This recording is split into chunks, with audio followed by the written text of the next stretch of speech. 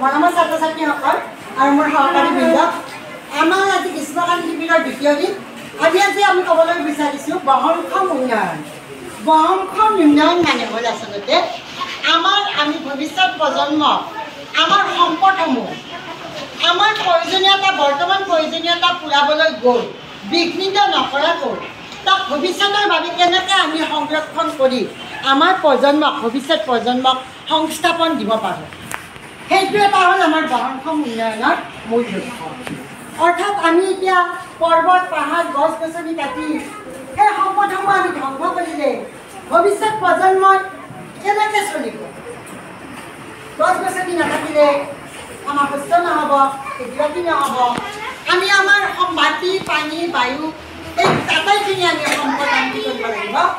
আমি সৰুৰে পৰা আমাৰ বিদ্যালয়ৰ পৰা কি কৰিব লাগিব? সংৰক্ষণ কৰিব, পৰিৱেশ সংৰক্ষণ কৰিব আমি শিকিব লাগিব। আমি নিজকে এই সম্পদসমূহৰ ভিত্তিত আমি স্বাৱলম্বী কৰিব লাগিব।